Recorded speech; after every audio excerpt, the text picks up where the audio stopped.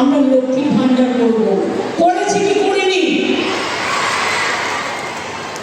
কৃষক বন্ধুদের 10,000 টাকা দেবো, করেছি কি করিনি? স্মার্ট কার্ড 10,000 টাকা করে ছাত্রছাত্রীদের জন্য থাকবে, যারা দেশে বিদেশে উচ্চ শিক্ষা করতে পারবে, করেছি কি করিনি? বিনা পয়সায় রেশন দেবো বলেছিলাম, দিয়েছি কি দিইনি? আর বিজেপি কি করেছে? নোটবন্দি, গৃহবন্দী, দরিদ্রের উপর অত্যাচার, তপশিলীদের উপর অত্যাচার, আবার বলে কিনা দক্ষিণেশ্বর মন্দিরে স্কাই ওয়াক ভেঙে দেবে। বলছিলেন খুব ন্যায্য কথা, যারা হাতের কৃষ্ণ মূর্তি তৈরি করে, যারা হাতের কাজ করে, যারা মসলিন তৈরি করে, যারা বাংলার শাড়ি তৈরি করে, যারা সিল্ক তৈরি করে, যারা ডোকরা তৈরি করে, আর এখানকার তাঁতের শাড়ি অত্যন্ত বিখ্যাত, মনে রাখবেন। তাই আপনাদের বলবো, অন্তত এদের সবাইকে এদের বিক্রি করার জন্য এরা যা উৎপাদন করে, বিশ্ব বাংলা, বাংলার শাড়ি এবং তন্তুজা ও মঞ্জুর সাথে এদের জায়গা করে দিন।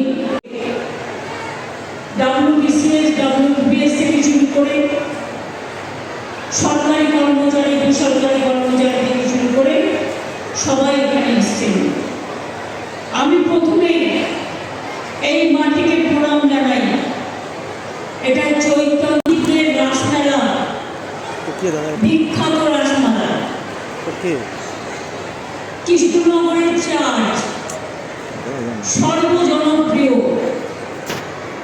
নবদ্বীপ ধাম, হেরিটেজ টাউন হচ্ছে আমাদের সবার প্রিয়।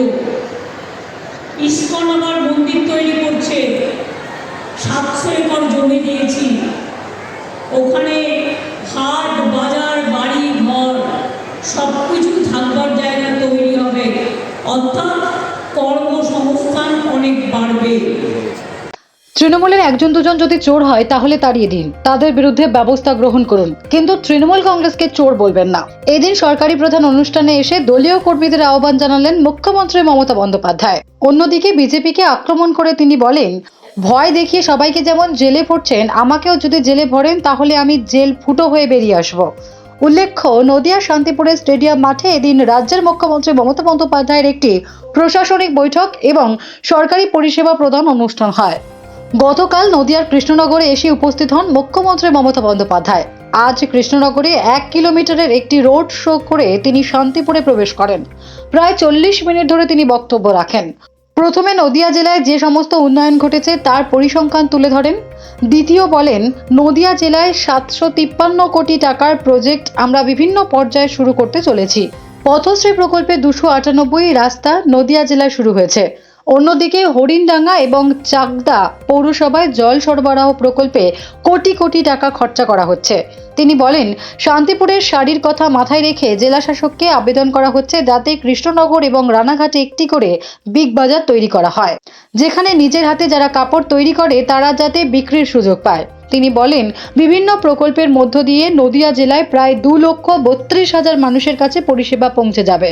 যারা বর্তমানে লক্ষ্মীর ভান্ডার এবং বিধবা ভাতা পান না, তারা আজ থেকে এই পরিষেবা পাবেন। অন্যদিকে তিনি বলেন, মায়াপুর ইস্কনকে 700 একর জমি প্রদান করা হয়েছে সরকারের তরফে, সেখানে প্রচুর কর্মসংস্থান হবে।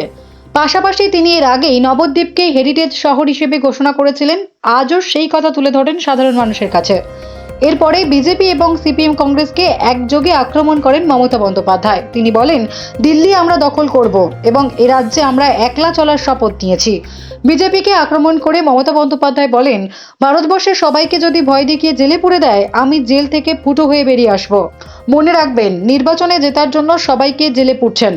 আমাদের সবাই চোর আর আপনারা কি সাধু? কোটি কোটি টাকা খরচা করে গ্যাসের দাম বাড়িয়ে, রেশন বন্ধ করে দিয়ে, 100 দিনের কাজের টাকা না দিয়ে, বাংলায় ঘর করতে না দিয়ে, চোরেদের জমিদার জোরদার, চোরের মায়ের বড় গলা, শূন্য কলসি বড্ড বাজে বেশি। আজকে ক্ষমতায় আছে তাই সাথে এজেন্সি নিয়ে ঘুরছে, কাল ক্ষমতায় থাকবে না, সব উধাও হয়ে যাবে, সব বিদায় নেবে, এটা মাথায় রাখবেন। অন্যদিকে নিজের দলের নেতা মন্ত্রীদের দুর্নীতির অভিযোগের পরিপ্রেক্ষিতে বলেন, মনে রাখবেন, এত বড় সরকার, এত বড় দল, সিপিএম এর কিছু লোক ঢুকেছিল আমাদের সাথে, কংগ্রেসের লোক ঢুকেছিল।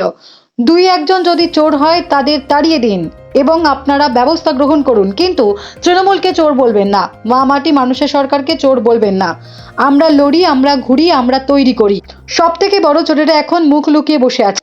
কোটি কোটি টাকা খরচা করে শুধু প্রণাম করলে হয়ে গেল। বিজেপি সরকার বলছে একটাই আইন থাকবে, কিন্তু সকল সম্প্রদায়ের রাজনীতি আলাদা আলাদা রয়েছে। অন্যদিকে সিএ প্রসঙ্গেও বিজেপিকে আক্রমণ করেন তিনি। পাশাপাশি সীমান্তবর্তী এলাকায় যে গরু চুরির অভিযোগ করছে তা নিয়ে বিএসএফকে কড়া আক্রমণ করেন তিনি বলেন, সেখানে নিরাপত্তা এবং সজাগ থাকার দায়িত্ব বিএসএফ এর। Bureau report, D Bangla news.